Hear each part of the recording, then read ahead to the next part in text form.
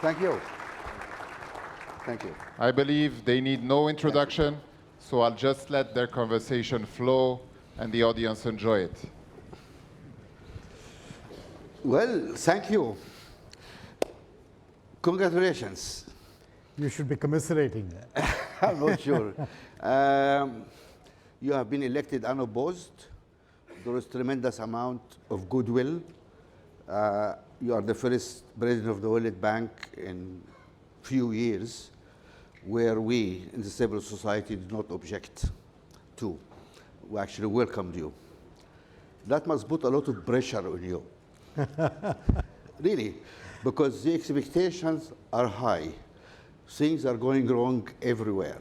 And people looking at the World Bank and the IMF and say, where are you guys? Do you feel that pressure? That's a great question. And Mo, first of all, thank you for your years of friendship and how much you have taught me about how successful business people can give back the right way. You set a great example. So thank you for your own leadership. Right, you agree, all of you? Thank you, thank you. I don't feel pressure in that. I'll tell you why I'm doing this. Because I didn't need to do this, you know this. I called you when this conversation began to ask you for your opinion. I'm doing this because I believe I do not want my daughters and my grandchild to believe that their father and their grandfather was an armchair critic of what other people were not doing. I want to be part of the solution, not just a critic. Yeah. And so I'm here for that reason. And when you have that reason in your heart and mind, then you don't feel the pressure other than the pressure to do the right thing. What I have found over the years of doing my prior career is that doing the right thing sounds simple, but it's not easy because lots of people come and push and pull at you. And I think in the bank, it is particularly complicated because there are so many constituencies who are worried by what the bank does or does not do. Whether it is the 189 countries who are the members, of which there are those who are the donor countries, those who are the recipient countries, those who are a little bit of both, or whether it is the employees in the bank themselves who have committed years. The bank has amazing people with great experience, great subject matter expertise. They've worked in many countries. You need them by your side. But they need leadership and they need people who will unlock the opportunity for them to demonstrate how good they actually are. Those people are also part of the change. And most importantly, the client countries are the most important because they are the ones where the money and the knowledge goes to change the lives of people there. So I find all those different constituencies can pull in different directions. For everything that you want to do, people will give you 5 different reasons about doing it differently. The thing to do is to stay calm, take people's opinions, but take your decision and move forward. We fully understand how difficult the job is, and let me add some problems to that as well. This is an African event, actually. As an African, the first question, obviously, I need to raise with you. We have 600 million people in Africa without power. Right. Without power, there's no development. There's no health, there's no education, there's no industries, there's no investment, there is no life. Now, what you plan to do about that? Yeah. So, by the way, when I first joined the bank and I learned that number, I was shocked. So it just tells you that before I joined, it was not a number that was in my consciousness, which, by the way, is part of the problem. It's a dark secret that we should not allow to remain a dark secret. People need to know that 600 million people in a continent which will be the future of the world, because of the growth of populations, young people here, this is the future of the world. And this, if we don't build it the right way, this will not be a good future for our grandchildren to live with. So that's the first piece. The 600 million is really important. But more, it's not just about jobs. 40% of agricultural produce in Africa is wasted. And part of the reason it is wasted is there's no refrigeration for the produce. And you know, here we're in a continent that does not have the luxury of money to throw away in wastage. 40% is wasted. And so there's many aspects to not having electricity, from keeping medicines. I was in Nigeria I went to a village where solar distributed power is being installed by the World Bank and the Nigerian government. I saw this young man running a chemist shop, a pharmacy, and he had one refrigerator which was powered by solar, and that's where his medicines were, you know, the ones that needed to be kept cold. So I asked him, what were you doing before you got this? He said, nothing, they weren't there. And these kinds of stories are many. People always come down to the story of the woman you meet who no longer needs to walk 7 miles in the morning to get water because the water is available through a tube well or a bore well, which is powered by solar. Yes, but there's also the 40% wastage of food, and there's also the non-availability of cold chain for medicine. So it's really serious. What are we trying to do? There are 3 or 4 things to be done. The first one, which I picked up today as an excellent idea from the African governors meeting, is the idea of having the World Bank create a 5-year energy plan for Africa. So we don't do ad hoc projects here and there, and we're not always responding to somebody coming, but we have a real vision of where we are going. I actually like that because it includes involving the countries to agree to that idea. The second thing that needs to be done, which we're trying to do more of, for all private investors to bring in money into energy, because this will not come only from government money. It has to come with private money as well, is we need clear regulatory and policy frameworks. A country needs to say, I'm going to do X with renewable, I'm going to do Y in distribution, and I'm going to make payments. You know, if you have a country where, let me finish one thought for you, which is important for you. Let me finish one thought. But If are you you saying clearly, because we have audience here and this is on record, Yes. you're going to invest in energy I'm coming in Africa? I'm coming to it. I'll tell you why. I don't want to put only the money. If the foundation is not in place, the money will go down the pipe. We have to get the regulatory policies in place. We have to get commitments that tariffs will be paid to generating companies. No, that's understood. That's understood. But if it is understood, it's not being done in Africa. I can show you many countries where this is not being done. We must change this more. If we don't change that, money will not come. Separately from the bank's investment, we are putting money into renewable energy. So last year we put about roughly 4 to 5 billion in the year. To tell you how that's growing, it's 7 over the whole 3 years, but 4 to 5 was in 1 year. My objective is to multiply the bank's own investment from that number, but the real challenge is to get money from other sources. And I know you will ask me about that, so we'll come to where that money will come from.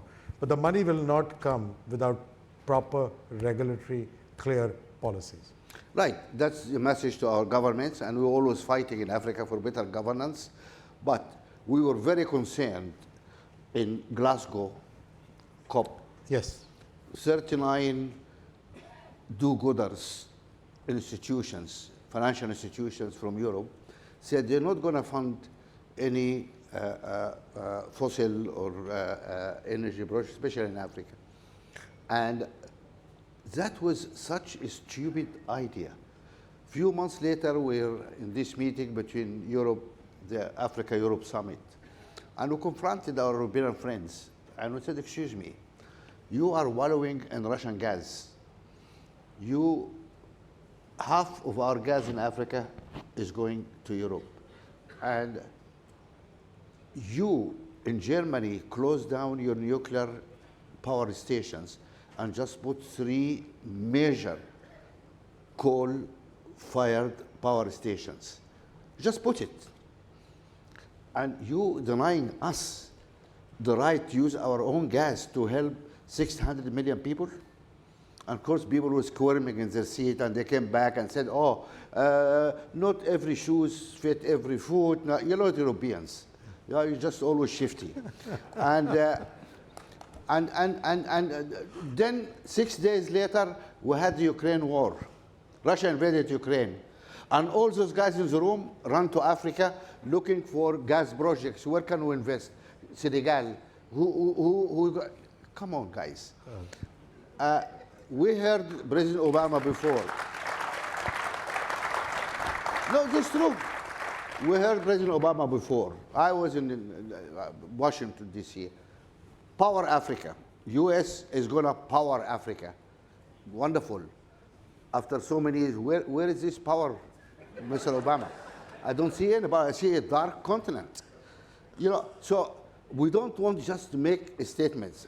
You said if the regulatory environment is fine, you're going to come and invest. Yeah, absolutely. So And I'm going to put this in the record here so we can go back to him and discuss that in a couple of years' time. Is that fair? yeah, so here's the deal. Yeah. Absolutely invest. I'm telling you that we are much more committed, even we, to renewable energy than to others. But just to be clear, yesterday's civil society event, people kept asking me about fossil fuel financing. The reality is we do fund a very small amount of natural gas, and we fund it where it is part of a country's energy transition. The reality of power is that you cannot create base load power, which you need for stable power, Yeah. without certain things, either hydroelectric or nuclear Yeah. or thermo Yeah. generated or natural gas. If you don't do that, renewable wind with current battery and storage We need to- technology yes. cannot provide you with the stability. Yeah. So a certain amount of this is going to have to be done. I think a smart thing to do, I continue to think that this mix is important. Absolutely. The trick is to try and do more renewable, less fossil fuel, because the world cannot afford to go through. That's all what you're asking That's for. all. And you know something about what really pisses me off is that One among many things. those guys come and lecturing us. Yeah. Facts as follows: 22 African countries, their main source of energy is renewable. 22 countries in Yeah. Africa. Yeah. Give me a continent in the world Yeah. where they have that ratio. Yeah, no, I agree. Nothing. I agree. I was and talk- we I- emitting less than what we absorb. I was actually. talking to President Ruto in Kenya, and 93% of his electricity Absolutely. is renewable, right?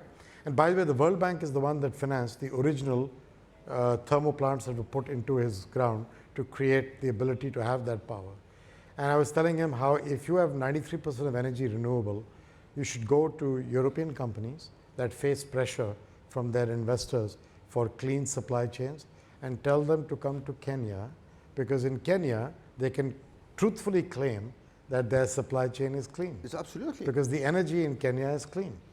So there Let me ask you the next question. I mean, second problem we have for Africa, frankly, is the cost of capital yeah. for public or private sector. The cost of capital is crippling. Can the bank do anything about this? Only to the extent of our own balance sheet and our ability to help you with concessional money, which is what we do. Today, 50% of what we do in a year comes into Africa. This is our single largest place, because this is our future. And our future as in the world, not just the bank. So 50% of our entire lending volume is in Africa. So I don't know that that's going to become 75, Okay. but that won't change a lot. And of that, by the way, a large part is IDA, which is all either grant or severely concessionalized.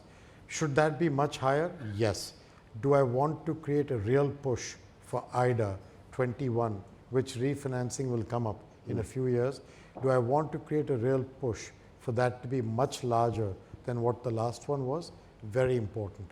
Here is the issue with IDA, which I think is most important for Africa.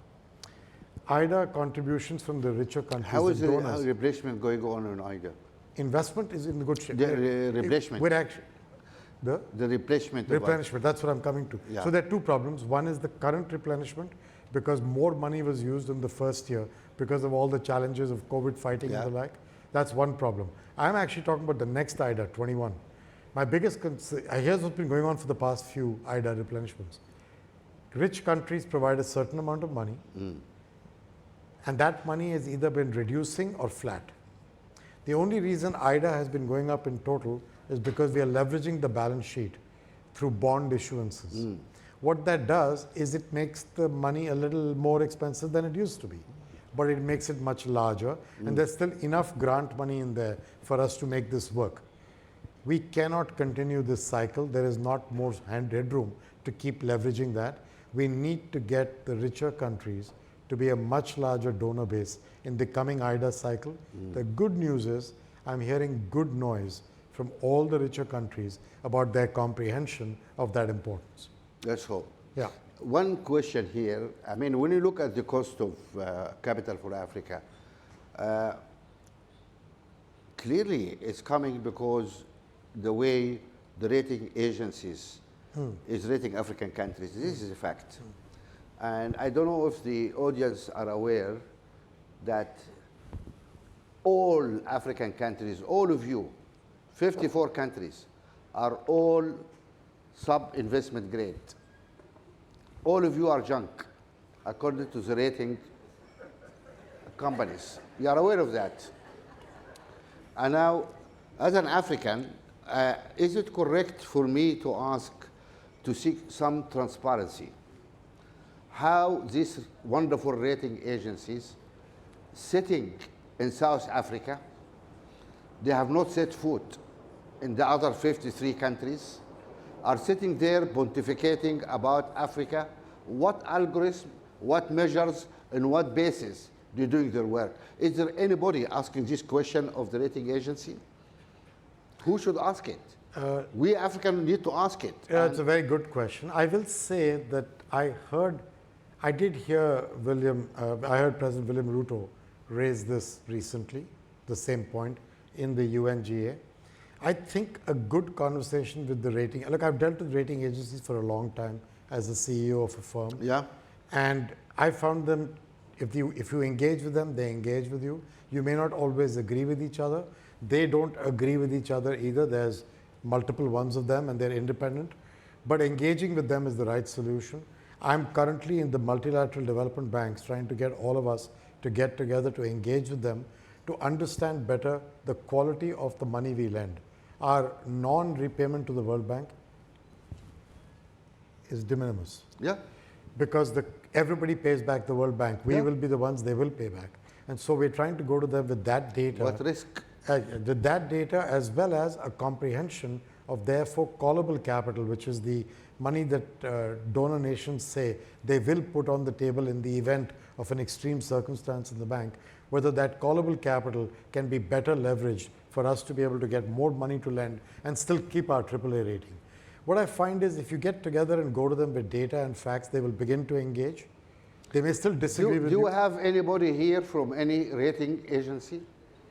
Anybody raise your hand? Well, right now they're not going to They raise are not it even if engaging. they are. Where are they? After what Mo just did, they're not going to raise the hand anyway, right? So No, I mean, they condemned us.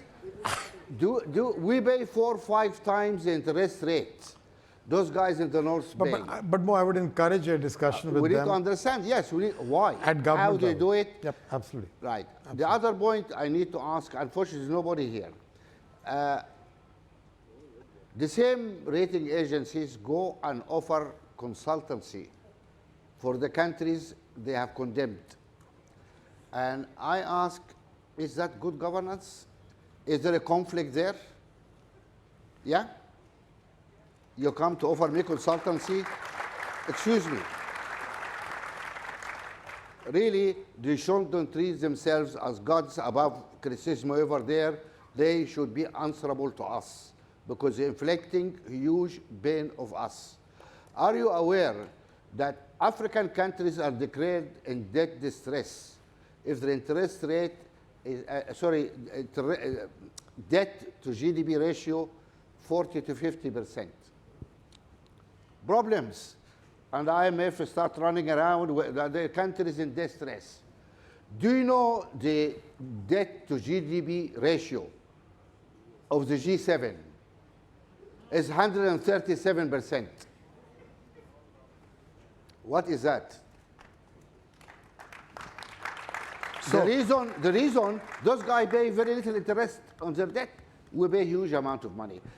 They owe us an answer. I think so. but just to be clear, that debt to GDP point is correct, but there is one aspect that the rating agencies look at that I would be amiss if I didn't mention, which is the domestic mobilization of taxation compared to the debt is so much better in those richer countries that the rating agencies, because they see the risk against that, they reduce that. I think that's the challenge. That's why I feel a discussion with them over a period of some time will lead to outcomes that are good. You have to figure out how to do that, because this is a bit like the point I was making about regulatory policy. I think Africa is capable of seizing the initiative on some things that Africa must do differently. Today in the Africa governors meeting, I was talking about the African free trade area. You know, my 30 years I've been coming to Africa, I've been hearing this story. The reality is, even today, we were on a panel together, you were in the audience when you were complaining. There you go. He was complaining in the audience also. But see, he's not complaining in the audience. He's a much nicer fellow, yeah? Look, I mean, we have to speak the truth. But we were together in the panel, we were saying that essentially the idea that, you know, how do I put it? Let him explain. The logic I was trying to say was the fact that you have to move things from one part of Africa to another country via another continent altogether, for that to be logistically possible and cheaper, both logistically possible and cheaper, drives me crazy. The fact that we cannot move it across African soil to get there makes no sense to me. Our documentation, our trade papers, our agreements between countries, they don't exist. If we are going to change, things are improving, but not enough. Electricity is beginning to be traded. When I went to Ethiopia, I saw Ethiopia and 2 other countries were trading electricity. I was in the room watching it happen live. That's good. There's this gas pipeline coming from Nigeria to Morocco and out. That's good. My point is, Africa needs a real plan for connecting the regions so that you guys who are business people, when you do something, you have a way to enable that benefit to stay in Africa. It's the same thing for pharmaceutical manufacturing. But we are fighting this fight. We have a big fight with our... when you say Africa, there's no... Africa is a concept. Agreed. There's nothing called Africa. Agreed. Yeah? But smaller regions... We need to break the borders. Yeah. The free trade agreement is too weak, too slow. It doesn't work. We need free movement of capital, of look at the European market. That's what we need. Yeah.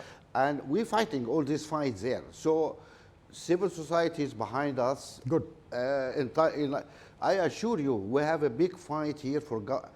I have doing governance for 17 years. You know, I left Ever business. since you were born?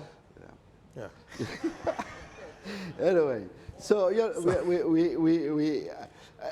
now everybody think your bank, frankly, don't be upset, but we think you guys are too small.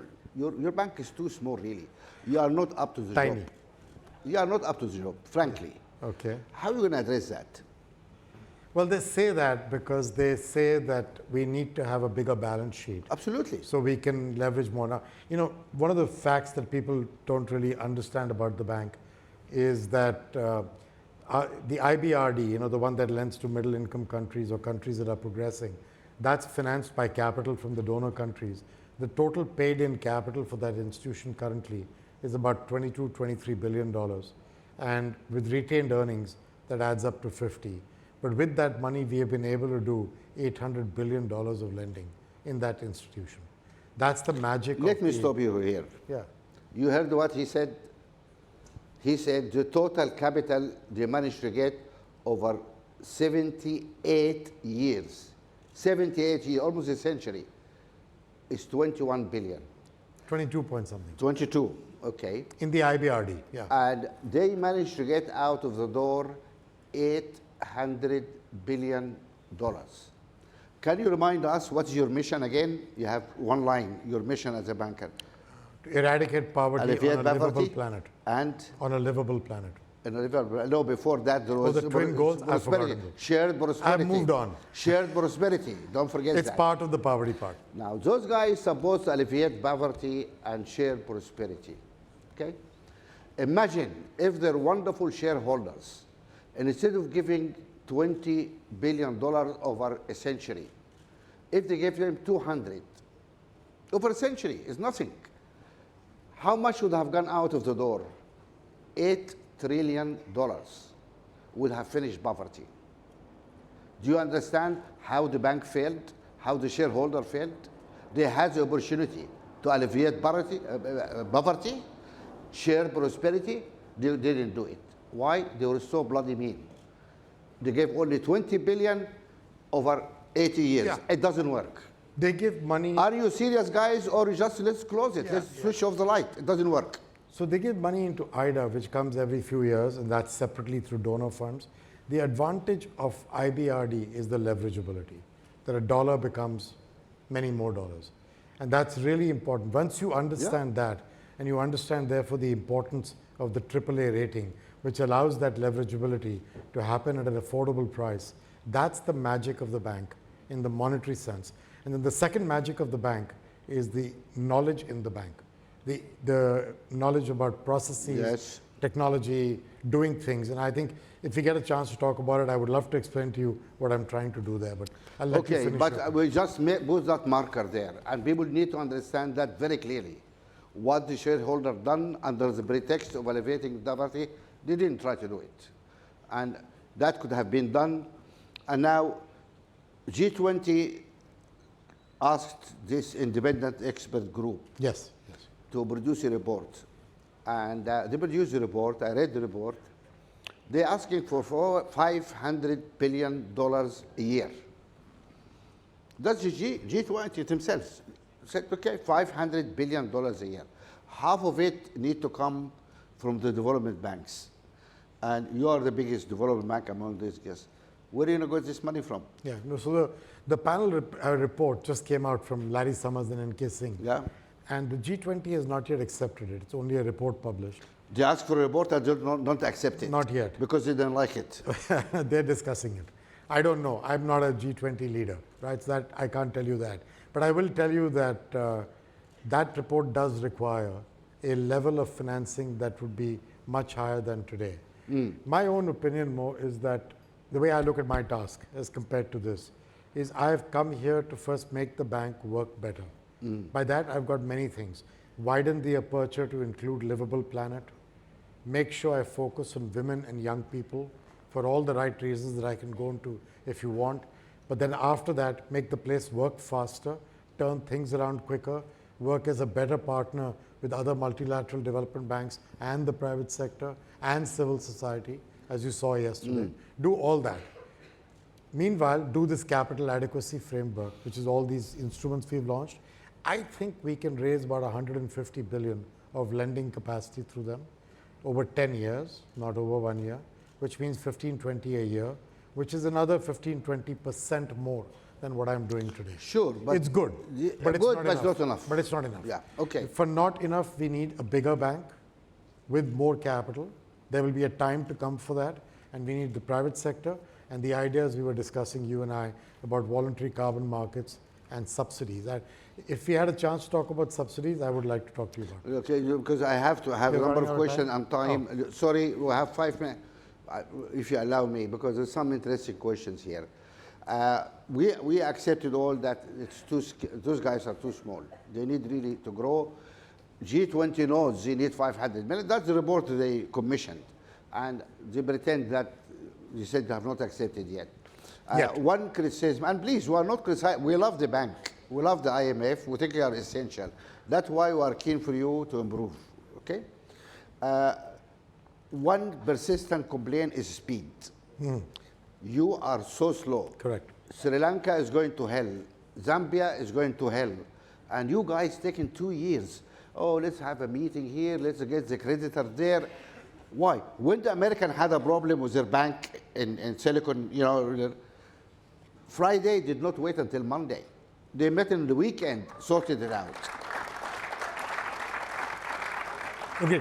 So the two things we were slow on. You're talking about the debt issue and resolving that. I agree. It's been Zambia took 2.5 to 3 years to go through it.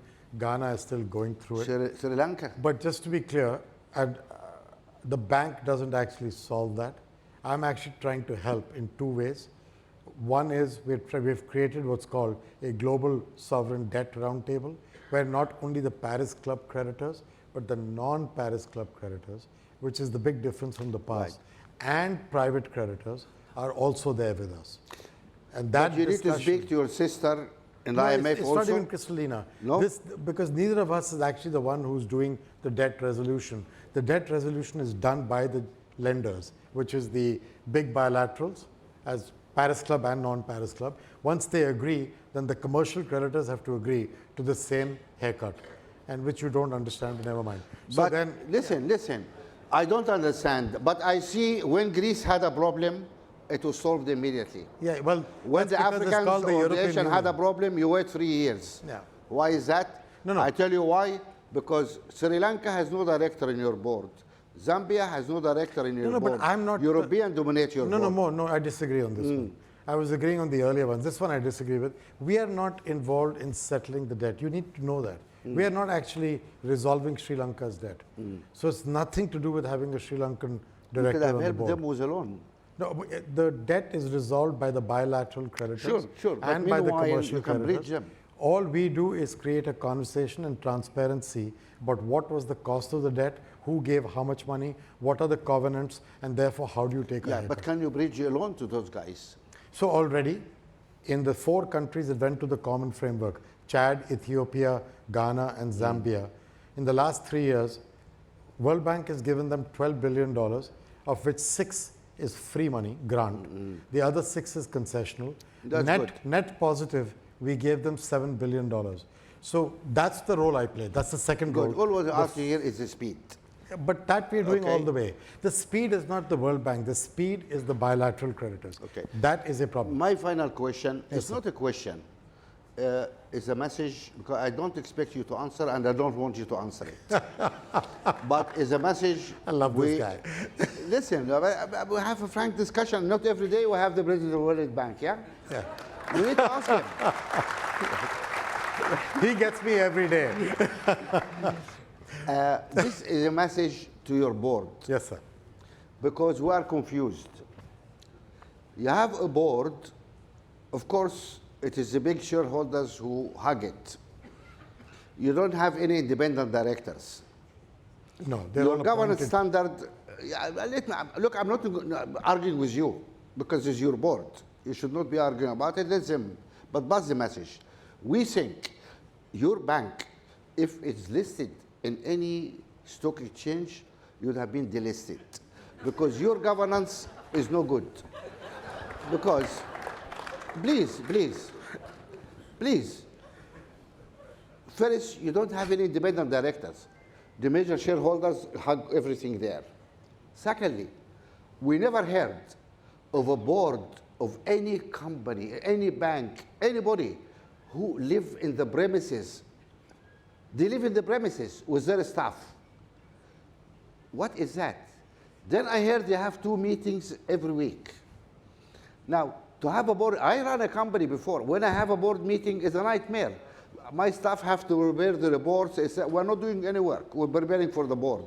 Those guys have 2 board meetings a week. When you're going to have time to do your work, guys? Excuse me. I'm let going me to bring finish. more to a board You are meeting. not supposed to answer.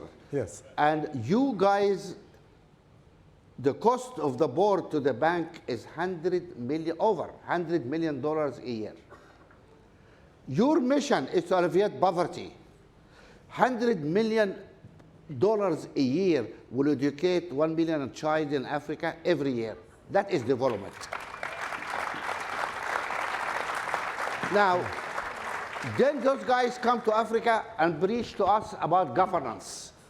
Excuse me, governance starts at home. Please pass this message to your board. sir. Governance starts at home. Please I will tell do that. him governance starts at home. Ladies and gentlemen,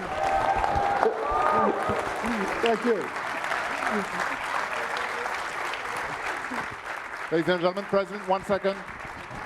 When you get the rock stars, you get the group photo, all the speakers, so that they can come as well. First, the photo with Mo and President Banga. The speakers of the panel, if they can come along, President Elj, ministers, the 2 of them together, and then with everybody, please. This is the price to pay when you have rock stars. Everybody wants a selfie. Please stand up for the picture.